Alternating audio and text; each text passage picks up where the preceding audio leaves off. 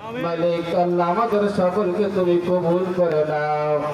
আল্লাহ তাআলা আমার বলি মালিক আপুসির নেত্রী বেগম খালেদা জিয়াকে আল্লাহ তুমি সুস্থতা দান করে দাও। ও মালিক মনে আছে হাজারে হাজারে ভোট পেয়েছিলাম, তখন কি করেছি আমরা, করেছি না? তাহলে কতগুলো হলো? 72টা ওয়ার্ড মিটিং। আপনাদের নিয়ে যদি আমি সুসংগঠিত না করি, আপনাদের নিয়ে যদি আমি না চলি, এই সংস্কার যদি বাংলাদেশে বিএনপির মাধ্যমে আগামী নির্বাচনের পরে বাস্তবায়ন হয়, বাংলাদেশ হবে বিশ্বের মধ্যে একটি উন্নত কান্ট্রি ইনশাআল্লাহ। আপনারা জানেন আমাদের শিবচরে শিক্ষার সুব্যবস্থা নাই, মানুষ শিক্ষা থেকে দূরে চলে গিয়েছিলেন।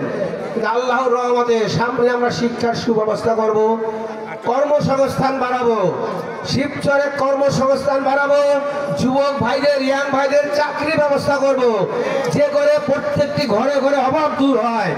আপনারা জানেন শিবচরের কোনো ভালো কোনো কাজ নাই। এতদিন ছিল ইয়াং জেনারেশন মাদকে আসক্ত হয়েছিল, কিন্তু আল্লাহর রহমতে মাদক থেকে আমাদের দূরে যেতে হবে। কিন্তু ভাইরা ওয়াদা করে যাবেন না?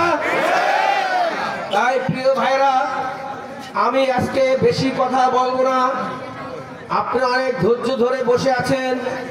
আমি ঘুরে ঘুরে আর দুই একটি কথা বলবো, সেটি হচ্ছে আপনারা আমার জন্য দোয়া করলে আমি আপনাদের মাঝে আপনাদের সেই নমিনেশন নিয়ে ইলেকশন করবো।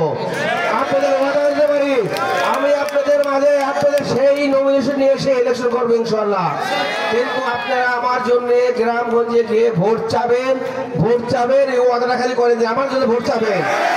কারণ আপনাদের ভোট না চান আমার কিন্তু কোনো লাভ নাই। আপনাদেরকে ভোট চেতে হবে। শিবচর এমন একটি জায়গা, সেখানে 18টি বছর আপনাদেরকে ভোট কেন্দ্রে যেতে হয় নাই, বাক্স আগে এমনি ভরে রেখেছিল। এখন কিন্তু ভোটের সিস্টেম, ভোট চাইতে হবে, ভোটকে মূল্যায়ন করতে হবে, প্রত্যেকটি ভোটে একটি মূল্যায়ন করতে হবে।